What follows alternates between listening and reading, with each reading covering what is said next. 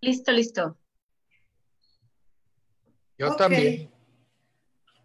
muy bien, pues muy buenos días a todos. Gracias por acompañarnos a una edición más de Coffee Break Virtual. Soy la doctora Kitsia Ruiz Navarro, médica psiquiatra.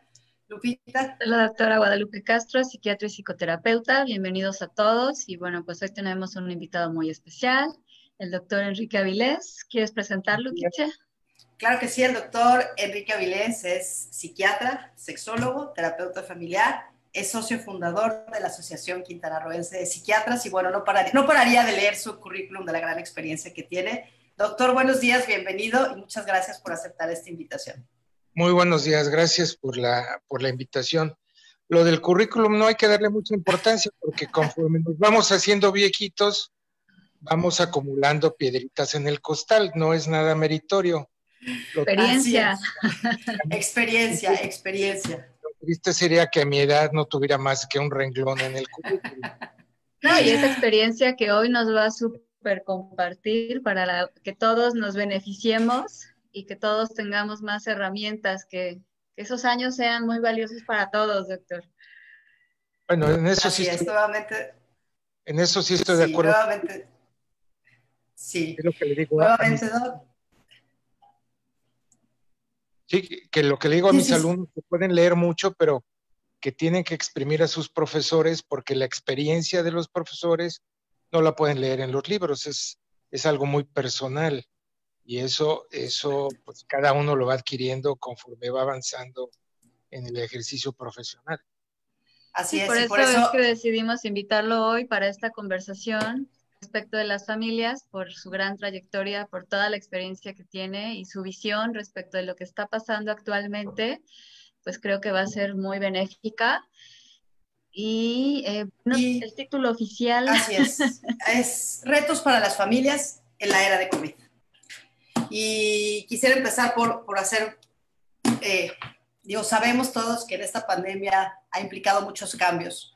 Los padres han tratado de equilibrar el trabajo, el cuidado de los hijos, el cuidado propio, mientras se mantienen las preocupaciones enteras para tener la situación bajo control. Entendemos que esta pandemia no solamente es una crisis de salud, que es una amenaza social y económica. Esto ha creado situaciones extremadamente desafiantes, sobre todo para los más vulnerables. El impacto que esto tendrá en los niños, niñas, adolescentes y sus familias podría ser devastador. Con esta enfermedad, el aislamiento, el miedo, la pérdida y al final también la falta de medios de subsistencia. Adaptarse para sobrevivir genera una serie de desafíos secundarios, desde proteger la propia salud y de la familia, pasando por un ajuste de gastos hasta la prevención de actitudes y comportamientos agresivos. Y por eso el día de hoy hablaremos de cuáles son esos desafíos para las familias en la época de COVID. Y quisiera empezar con un punto, y tenemos a los expertos, tanto la doctora Lupita Castro como el doctor Enrique Avilés, pues son terapeutas familiares. Y entonces, uno de estos primeros retos que nos planteamos es el proteger la salud propia y de la familia. Bueno, si me lo permites, Kitsia, Adelante, doctor. antes de pensar en COVID, tenemos que pensar en dos cosas fundamentales si hablamos de familias. Y me gustaría referirme a un poema extraordinario de Mario Benedetti, que dice que en la calle, codo a codo, somos mucho más que dos. Él se refiere a la pareja, a la vivencia en pareja, al ser pareja, pero cuando dice somos mucho más que dos, podríamos nosotros parafrasear y decir que las familias son mucho más que tres o son mucho más que cinco. No es la suma de los miembros lo que da el resultado de las respuestas de la familia a los desafíos, sino que es el conjunto de interacciones entre los miembros. En las familias somos mucho más que el número de miembros de la familia. Ese es el primer punto que quisiera mencionar. El segundo punto, de la misma manera que hay familias de dos, que hay familias de cinco, que hay familias cada vez menos de seis o de ocho, ya no podemos hablar de la familia como una estructura única o modélica del papá, la mamá y los dos hijitos. Eso es parte de la historia, no digo que no existan, pero es parte de la historia. Ahora vemos un sinnúmero diferente de familias igualmente valiosas e igualmente funcionales. Desde hace mucho en Latinoamérica existen las familias monoparentales, donde la mamá soltera se hace cargo de los niños. También hay familias monoparentales con papás viudos o divorciados que se hacen cargo de los hijos, menos común, pero sí existen. Las familias de papás y de mamás divorciados que se vuelven a casar y forman otra familia. Entonces, por esto no podemos hablar de la familia, tenemos que hablar de las familias. Tenemos que hablar también de las familias en la que las cabezas de familia son parejas homosexuales, ¿no? O sea, hay una gran cantidad de modalidades que ahora existen y que no podemos cerrar los ojos ante una realidad que nos muestra a las familias como algo muy personal, de la misma manera que todos los seres humanos somos parte de la especie humana, pero cada uno somos tan individuales y tan irrepetibles, yo podría decir lo mismo de las familias, ¿no?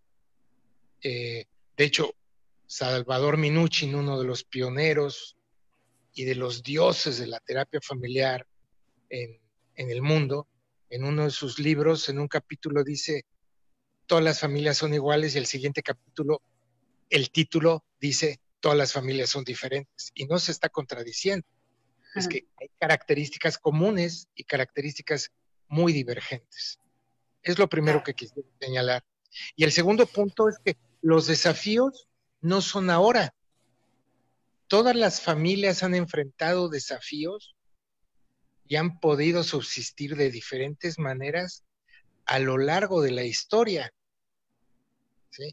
Las familias, se supone que las familias empezaron a construir roles en función de las capacidades de los hombres y las mujeres diferentes para salir a cazar mamuts o para hacerse cargo de la crianza de los cachorros, en este caso de los niños.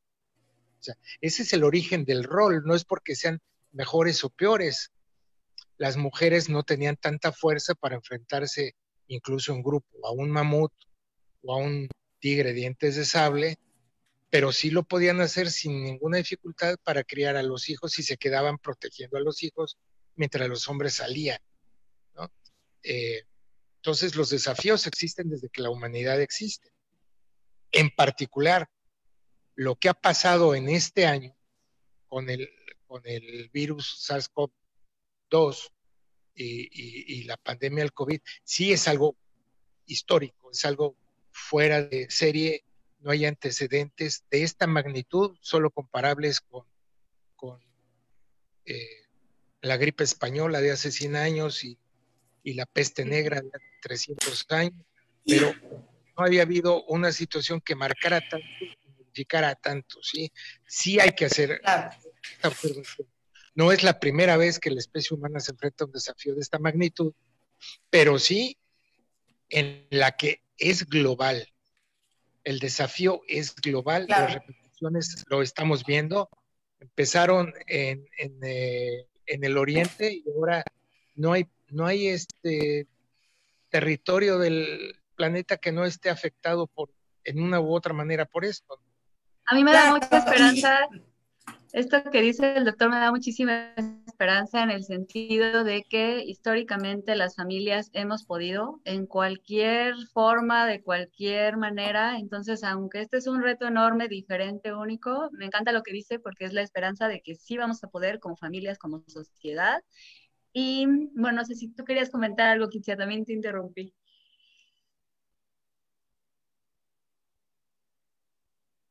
Creo que se trabó, sí. Se quedó un poquito congelada Kitsia, pero en lo que regresa, bueno, creo que podríamos irnos enfocando sobre esta base. ¿Qué está pasando con las familias, doctor? Ya regresó. Ya regresé, se fue la red. Sí, le preguntaba al doctor que si pudiéramos ir enfocando qué ha observado él, qué hemos observado nosotras, qué está pasando con las familias ante esta situación única, ante esta situación de reto, ¿no? Que pudiéramos ir entrando en materia. A mí me parece que lo particular de este contexto en especial es que los desafíos se dan en todas las dimensiones de la actividad humana. Voy a poner un par de ejemplos simples para entender por qué es tan peculiar. En las familias que tienen hijos adolescentes,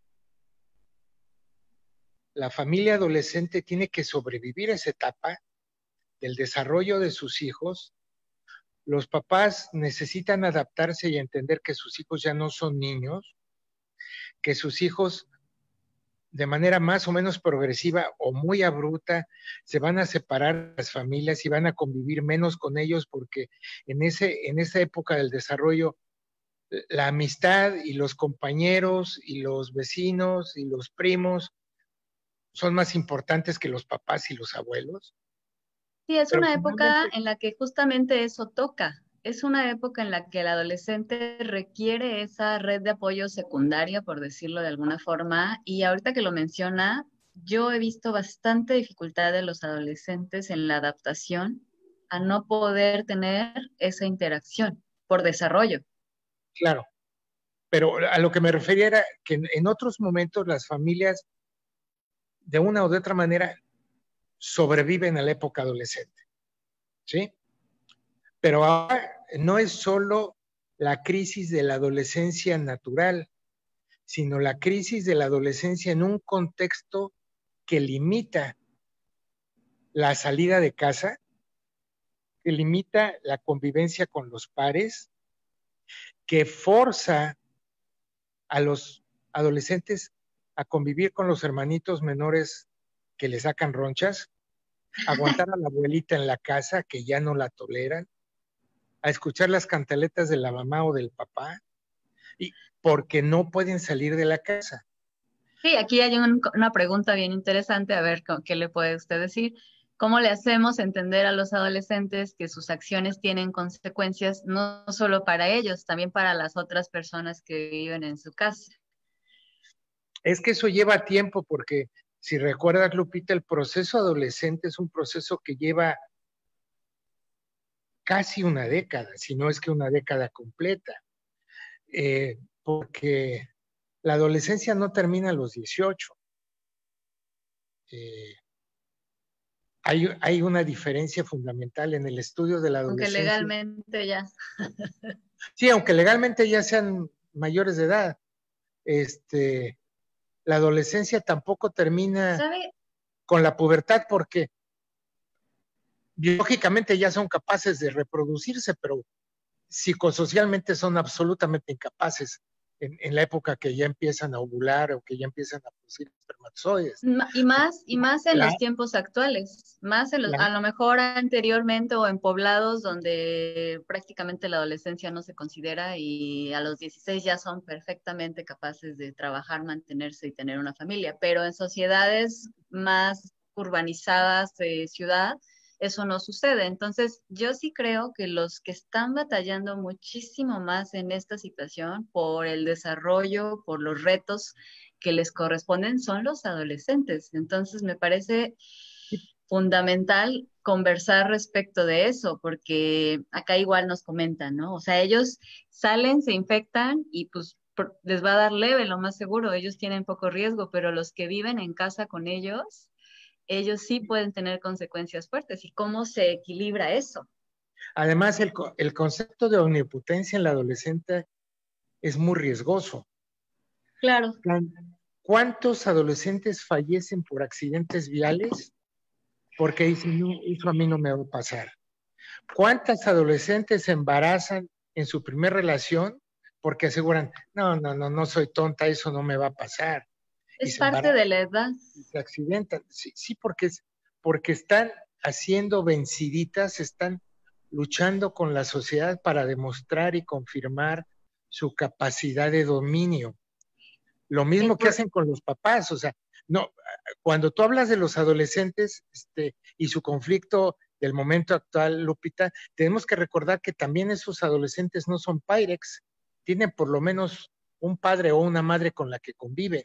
Y entonces el desafío para esos padres y madres es aún mayor en un contexto como el actual, cuando tú como adulto tienes la absoluta incertidumbre de qué demonios va a pasar mañana, qué va a pasar con los contagios, voy a poder regresar a mi trabajo, voy a poder seguir manteniendo los gastos, qué voy a hacer si alguno de mis hijos se enferma, si no tengo seguro social o si yo sé que el hospital Cumate está saturado. O sea, son Claro, muchísimas cosas que afectan eso también a los pone papás.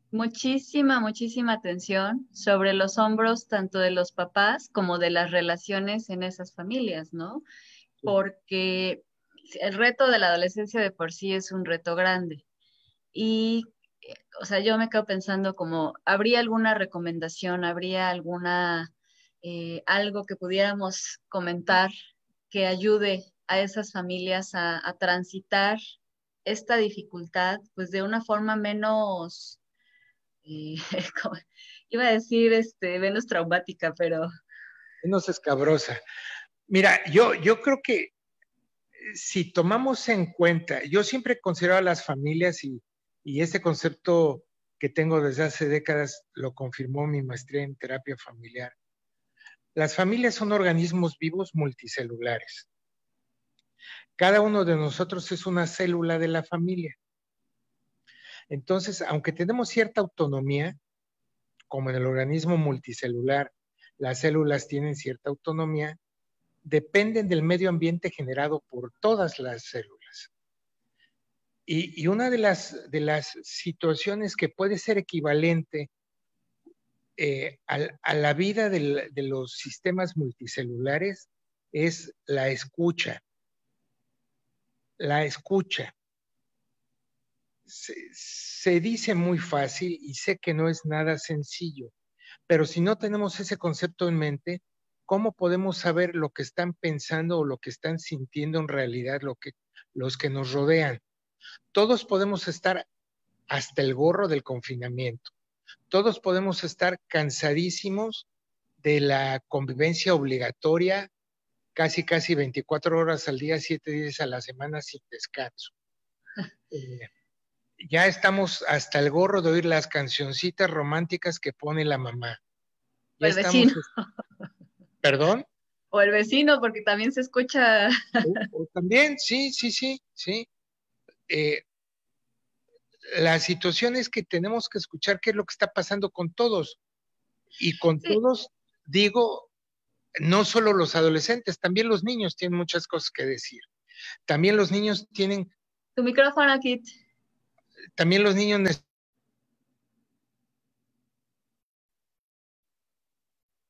la Ah, posibilidad de manifestarse, de expresar sus dudas, sus preocupaciones, sus miedos, y entre todos empezar a buscar la solución. Yo creo que no hay una solución única. De la misma manera que hablé de la diversidad de familias y que cada familia es irrepetible, cada familia puede tener diferentes formas de resolver, pero no podemos hacer nada si no observamos y no escuchamos antes de reprimir a los adolescentes, antes de establecer normas. Tenemos que escucharlos, tenemos que observarlos, tenemos que escucharnos a nosotros mismos como adultos y tenemos que observar lo que estamos haciendo o dejando de hacer. De qué manera el confinamiento, de qué manera la amenaza económica, de qué manera el riesgo al contagio, de qué manera la pérdida de familiares o de amigos cercanos debidos a la epidemia nos está afectando. sí, Claro. porque con, ¿Cuáles serían, doctor, como esas palabras asertivas o o sea, esa aproximación hacia los niños y a los adolescentes para poder abrir este canal de comunicación y escucharlo? Yo creo que muchas veces el principal reto o el principal desafío sería eso, ¿no? ¿Cómo los abordo? ¿Cuáles son las palabras? Yo sé que no hay palabras correctas, pero ¿cuál sería como la mejor manera de poder empezar a abrir esos canales de comunicación? Mira, a reserva de lo que diga Lupita, yo creo que la mejor manera es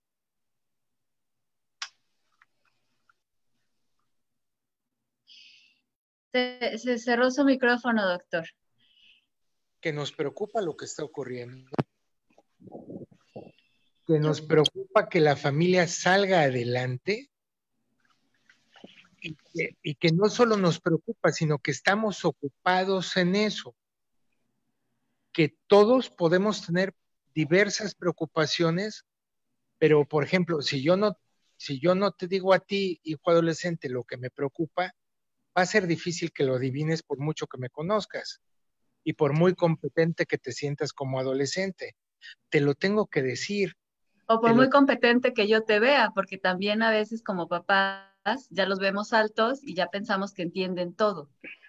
claro, claro, claro. Y además, eh, es la etapa de transición más difícil para el paternaje, porque, y no digo nada más maternaje, digo el paternaje también completo, el trabajo de padres y madres en la conducción, el apoyo, eh, la complicidad con los adolescentes, ¿no? Sí, me quedo pensando en esto que usted decía, que justamente va de acuerdo a lo que Kitsia se pregunta, en esos papás con toda esa carga ya en sus sistemas nerviosos y no podemos perder de vista que lo más probable es que los papás ya estén saturados, que ahora sí que ya traigan el vaso bien lleno. Yo creo que lo más importante para dar esa comunicación con los adolescentes es asegurarse de que no se les derrame el vaso con ellos. O sea, cuando uno está en una calma, en una tranquilidad, uno puede escuchar algo que, o sea, como adulto, me parece obvio que todos nos tenemos que cuidar y me parece hasta una grosería que tú, hijo mío, no me cuides y no entiendas que necesito que no salgas. O sea, casi, casi el mensaje que me llega es no me quieres porque no puedes entenderlo. Cuando no tiene nada que ver con eso, tiene que ver con un proceso de desarrollo de ellos y como usted lo dice, tenemos que estar constantemente explicando, constantemente aclarando, constantemente comunicando desde la paz y desde la tranquilidad. Y ahí como adultos nos toca esa parte bien difícil de no desbordarnos, de entender que si nosotros la estamos pasando mal, con un sistema nervioso completo desarrollado, ellos, aunque a veces no se los notemos, la están pasando probablemente mucho peor, los niños y los adolescentes, pero bueno, los niños como sea, pues no pueden salir porque no pueden y se acabó. Los adolescentes ya pueden hacerlo más, ¿no? Sí, a ver, yo les voy a platicar un poco lo que me he encontrado, ¿no? Yo no soy terapeuta familiar ni experta en el tema, pero algo de lo que yo veo es, curiosamente tengo familias que no conocía de mis pacientes, ¿no? Cuando estuvieron las consultas a través de Zoom o videollamada, de pronto conocí a todas las familias, ¿no? Todas las familias empezaban a intervenir en la pantalla. Es que ya hizo, es que ya dijo, es que, o sea, una serie de desarmonización, ¿no? Culpando un poco a la persona que ya se estaba atendiendo, ¿no? O sea, literalmente en un estado de tensión terrible, ¿no? Entonces, yo lo que les decía, a ver, intenten comunicarse, ¿no? Abran como estos canales, ¿no? Y lo que sé es que gritaban y gritaban y gritaban. Entonces, ¿cómo se armoniza? O sea, ¿cómo se armoniza cuando en realidad ya hay pleitos prácticamente porque la mosca voló? Donde los roles, y una de las quejas principales es que los roles se perdieron, se difuminaron, ¿no? Ahora mamá y papá se convirtieron en maestros, proveedores, cuidadores, niñeros, limpiadores de casa. Es decir, estaban desbordados. O sea, lo que yo alcanzaba a ver en las familias es emocionalmente desbordados. Yo creo que cada uno tiene que asumir un rol casi, casi que de 100%. O sea, yo tengo que ser 100% responsable de mis reacciones, de mis emociones, de mis malestares y ayudarte a ti con los tuyos. Ajá. O sea, si todos nos podemos colocar en esa situación, creo que podríamos lograr más, no la perfección, pero sí no esperar que el otro haga para que yo no responda. Sí, lo que señala Kitsia de los roles es muy importante. Los roles son papeles que desempeñamos de manera funcional mal o bien, pero los desempeñamos. Hay papás proveedores que son muy buenos proveedores, pero malos acompañantes o pésimos guías. Y hay otros que son excelentes guías, pero como proveedores dejan mucho que desear. Hay que entender que, y podría venir muy a cuento, este asunto de las inteligencias múltiples. No todos los papás, ni todas las mamás, ni todos los hijos tenemos desarrolladas todas estas inteligencias al mismo nivel. A lo mejor hay un niño muy introspectivo al que a los papás se les dificulta mucho comunicarse con él, porque él no tiene inteligencia interpersonal, tiene inteligencia intrapersonal, ¿sí? Hay niños que son muy manuales y poco verbales. O sea, hay que entender eso y ayudar a las familias. Lo que tú observabas, Kitsia, ha ocurrido siempre. Yo me acuerdo cuando estaba haciendo la especialidad, tenía un compañero, Alberto, la chica que era, antes de entrar a psiquiatría, hizo medicina familiar y tenía una clínica de medicina familiar y me platicaba de una familia en la que uno de los miembros de la familia era un diabético de difícil control. Pero ¿saben cuándo la familia celebraba y cuándo la familia festejaba y cuándo la familia hacía fiestas con comida prohibida para los diabéticos? Cuando daban de alta a su familiar del Instituto Nacional de Nutrición. Los daban de alta porque ya habían logrado controlar la descompensación metabólica. Y eso, que puede parecer totalmente contradictorio y absurdo, simplemente señalaba que esa familia necesitaba a su miembro enfermo para estar balanceada. Claro. Hay muchas cosas que si no nos atrevemos a sumergirnos y ver debajo del iceberg qué hay, lo que vemos en la superficie puede ser aparentemente incongruente, disfuncional, inarmónico y absurdo. Pero el comportamiento humano muchas veces es incongruente, disfuncional, inarmónico y absurdo. ¿Sabe qué? Me quedo pensando de esto que comenta y que ha pasado mucho, que justamente en esta nueva dinámica de mayor convivencia estamos observándonos realmente, o sea, estamos realmente dándonos cuenta de cómo son los niños, de cómo son los adolescentes, inclusive nos está mostrando una cara de nosotros mismos y creo que eso a veces nos puede parecer como muy extraño porque no estábamos acostumbrados, o sea, a lo mejor en la escuela lo veían y en la escuela lo manejaban, y ahorita que yo lo estoy viendo y que yo estoy teniendo el reto en casa, yo quisiera que las cosas sean como yo quiero que sean, y a lo mejor no me hace congruencia como están siendo, pero lo importante es ver lo que está pasando, no pelearnos con eso, y sobre lo que estamos observando, hacer una estrategia nueva y a la medida, porque esto es algo nuevo. Entonces, ahí es donde me parece que es una oportunidad para las familias de conocerse más. Cada vez estábamos más divididos, cada vez nos veíamos menos, cada vez corríamos más. Y mucha problemática que tenían los niños, los adolescentes, nosotros mismos como adultos, como pareja, no la alcanzábamos a ver hasta que llegaba a un punto grave. Entonces yo creo que incluso es una oportunidad para las personas, claro, y para las familias.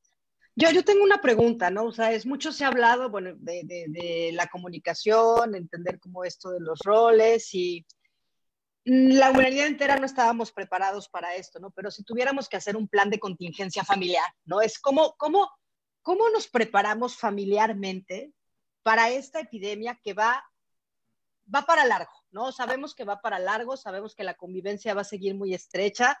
Si tuviéramos que armar ese plan de contingencia, ¿cómo nos preparamos familiarmente?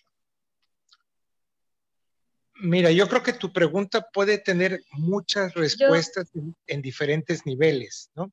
Pero a ver, Lupita, te dejo contestar primero.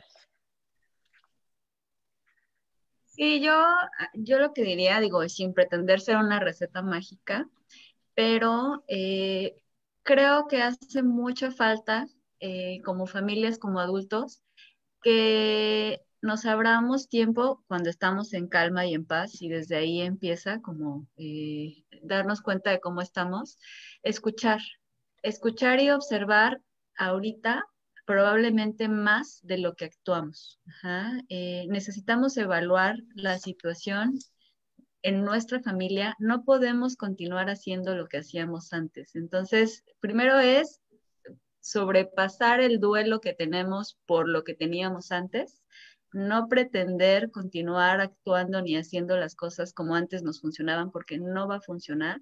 Entonces yo empezaría por observar, escuchar a los niños, detenernos a escuchar a nosotros mismos y acompañarnos en ese duelo de la forma, como tú lo has mencionado muchas veces, de la forma más compasiva, de la forma más respetuosa. Y si de repente a uno se le escapó y ya se sobrepasó, pues ahora sí que el otro compensarle y ahí irnos ayudando. Eso es lo que a mí se me viene a la mente de que creo que por ahí podríamos empezar. Sí, estoy totalmente de acuerdo con lo que dice Lupita. Yo lo que he hecho con las familias es proponerles que hagan una rutina de actividades. Y les pongo el ejemplo más sencillo que todos experimentamos alguna vez en nuestra vida, aunque no se crean, aunque no lo crean, yo todavía me acuerdo de que tenía horarios en la primaria, ¿no? La primer clase era, por ejemplo, ciencias naturales, después era español, después era aritmética, luego educación física y los martes tenía un horario diferente. Hacer algo así con la finalidad de que al mismo tiempo que como familia se construya un horario de actividades comunes, también como familia permitan que cada miembro de la familia tenga horarios personales para jugar un rato en el Xbox o meterse a Netflix, pero que no estén, porque ahorita una de las grandes broncas de las familias actuales con niños pequeños es que los niños ya nacieron con aplicaciones, bueno, no los niños, sino con los equipos que les dan los papás para que se entretengan. Entonces, ya no hay esas actividades que antes había en las casas como juegos de mesa. Yo insisto mucho en los juegos mexicanos antiguos, serpientes y escaleras, damas chinas, damas La españolas, lotería. la lotería, turista y otras cosas. Me regresó a una época bien bonita de mi infancia y de mi adolescencia. Dominó, yo sí jugaba dominó, la Que los niños ya ni siquiera saben que existen, porque ya tienen todo al alcance de la pantalla del teléfono celular de la mamá o de la tableta del hermano mayor, ¿no? Claro. Y tener actividades conjuntas, tener actividades comunes que no necesariamente se tienen que hacer al mismo tiempo y tener actividades individuales. Y para llegar a ese ritmo funcional, agradable, digamos que por lo menos menos peor, o sea, ahí me quedo pensando en que vamos a hacer una estrategia y también tenemos que considerar en la posibilidad que no funcione de la manera que nosotros queramos. Entonces aparece otro elemento que es la frustración y que también nos coloca en la posibilidad de lidiar con nuestra propia frustración y que así va a ser. Vamos a plantear ir por allá. Bueno, a lo mejor funcionó esto o aquello. La estrategia y el ritmo se tiene que ir replanteando entre todos. Tenemos que considerar la necesidad de la familia y de los miembros, como usted lo dice, ¿no? Sí, y lo que mencionas de la frustración es muy importante porque tenemos que aprender a reconocer la frustración y los diversos orígenes de la frustración. Hay muchas formas diversas de frustración. Yo les comentaba a mis alumnos de psicología en La Salle que si se proponían ir a Banamex aquí en el centro y estacionarse enfrente de la puerta de Banamex, pues iban a frustrar porque nunca hay lugar ahí y que cada vez que fueran con esa intención se iban a frustrar. Entonces, para manejar esa frustración hay dos alternativas: o entender que no van a encontrar lugar ahí, o de entrada buscar lugar sobre Avenida Nader y caminar unos metros para entrar a Banamex. O sea, la frustración nos puede manejar si lo permitimos. No, y ahorita el tema es que no le podemos dar la vuelta, o sea, no hay forma de decir, no le entramos a esto, le tenemos que entrar Sí, ¿no? todos. Claro, es validar la formas. emoción, exacto, validar la emoción, entender que ahí está. Y aquí viene un punto bien importante, porque algo que se está presentando de forma muy frecuente, pues son actitudes violentas y actitudes agresivas que parten un poco o un mucho de este mal manejo de la frustración cuando nos topamos en una situación donde nos damos cuenta que no tenemos el control de nada, donde nuestras vidas han cambiado, donde estamos en un Big Brother, donde las reglas cambian todos los días.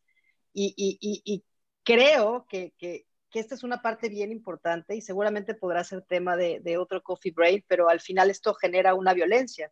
Y a mí me gustaría que nos enfocáramos un poco hoy a la prevención justamente de estas actitudes y comportamientos agresivos, sobre todo en los adolescentes. ¿Sabes qué me he encontrado respecto de esa violencia y de esa frustración? Y es casi que siempre, generalmente es una reacción defensiva. O sea, lo primero que yo percibo es al otro atacándome. Y la parte bien triste es que son puros malos entendidos. O sea, al final el otro tampoco me estaba tratando de atacar. Al contrario, yo creo que si partimos del hecho de que estamos hablando de familias, estamos hablando de personas que se quieren, estamos hablando de personas que por lo general están intentando todos a su forma colaborar. Nos quede claro o no nos quede claro que así es. Pero a veces se malentiende una acción y entonces yo ya lo recibo y ya no me gustó y ya me siento atacado y entonces me defiendo.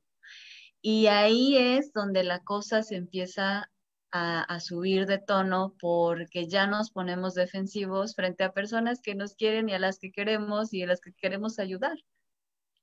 Sí, aunando a esto, hay un factor que he considerado fundamental, que son los espacios familiares. El confinamiento se vive diferente en cada familia, no solo por la estructura y la dinámica y la interacción de los miembros de la familia, sino por las condiciones del hogar, por los espacios, por la disponibilidad de espacios abiertos, iluminados, bien ventilados, por el número de metros cuadrados de superficie de construcción por cada habitante, y de esto ya hay estudios muy interesantes. Claro, el famoso espacio vital que todos necesitamos. Que lo traigo a colación porque a mí me llamó mucho la atención cuando, aunque no lo crean, a mí ya me tocó la preparatoria, ya existía cuando yo estudié. Y mi maestro de psicología, que es uno de los causantes por los que yo hice psiquiatría, porque sí quería ser médico, pero me interesaba mucho la psicología. Entonces, pues, la desviación natural, la deformación natural es la psiquiatría, ¿no? Entonces, en esa época nos mostró los resultados de una serie de experimentos en animales de laboratorio, en roedores, que entre más hacinamiento había en sus jaulas, mayor violencia existía.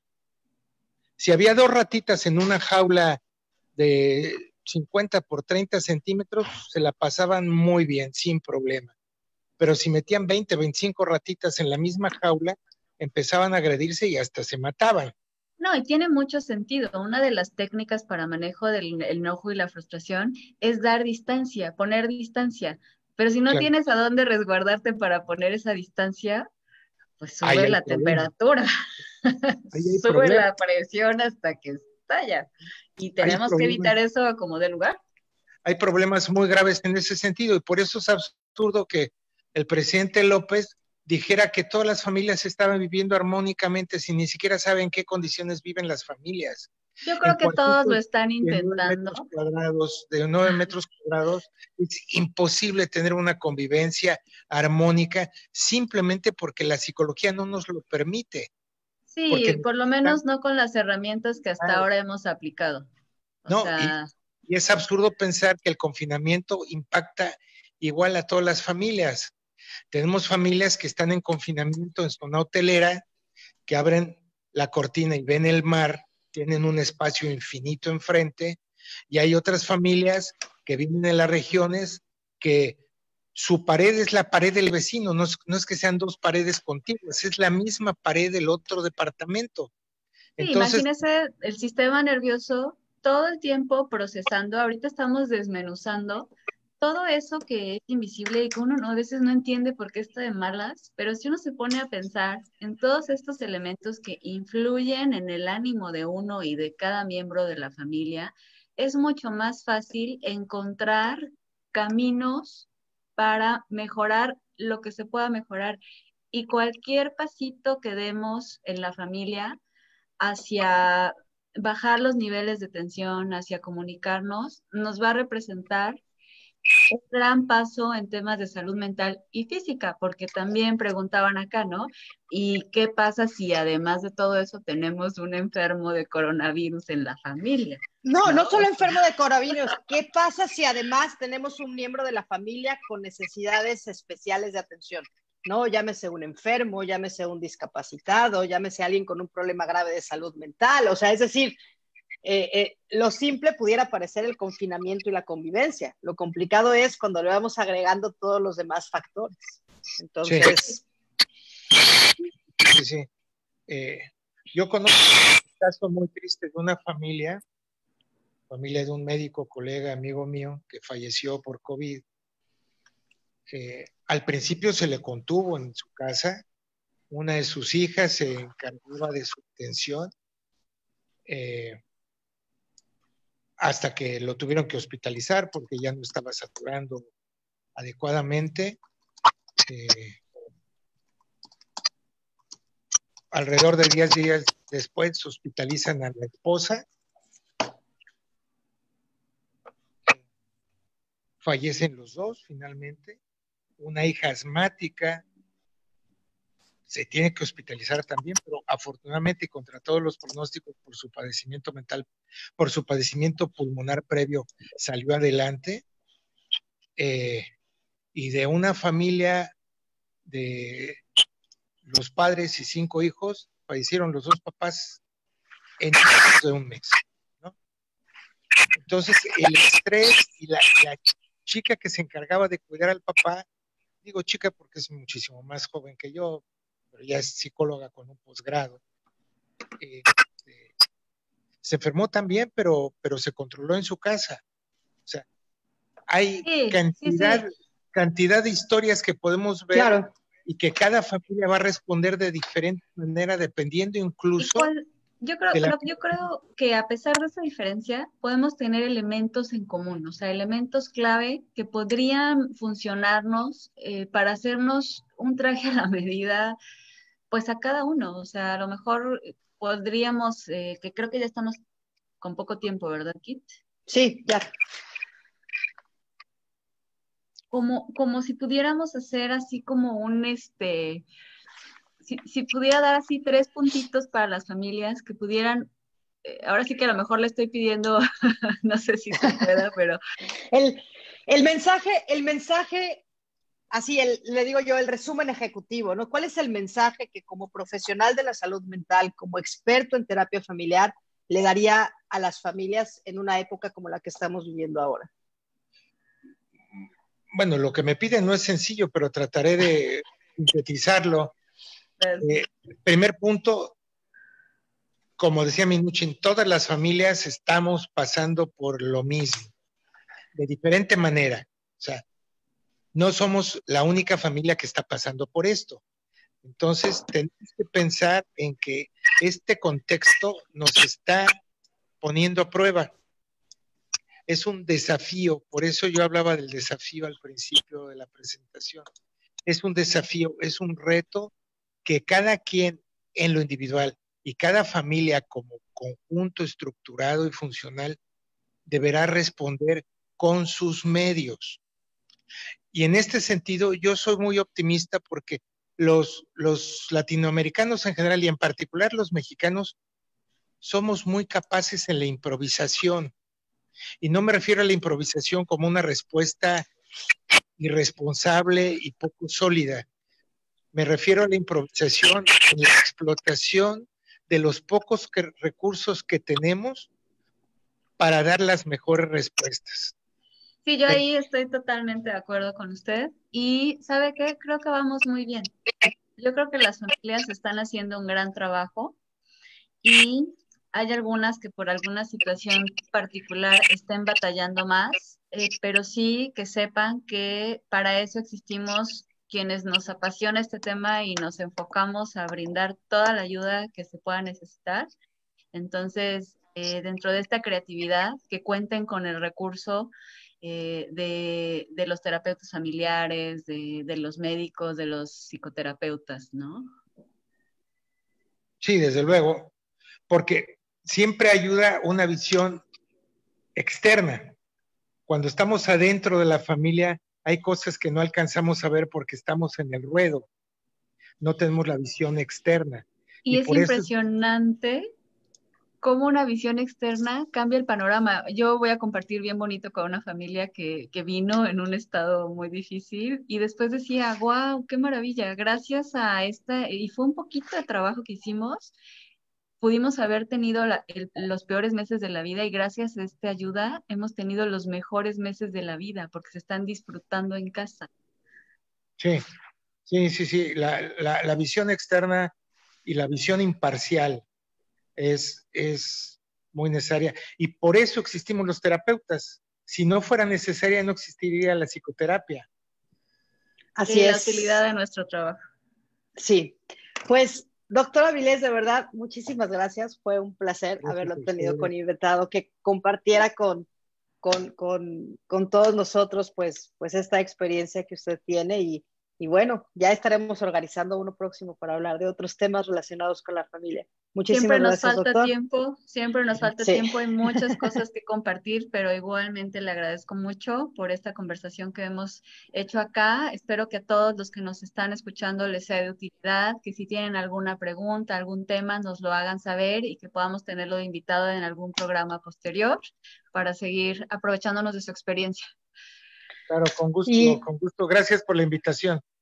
Gracias, Doc. Pues muchísimas gracias a todos por habernos acompañado a una edición más de Coffee Break Virtual, a Monique de Amazon, Estrategia Digital. Y si tienen comentarios, lo pueden dejar en la descripción del video y nos vemos hasta la próxima, misma hora, mismo canal. Gracias. Sí, hasta luego. Bye. Bye.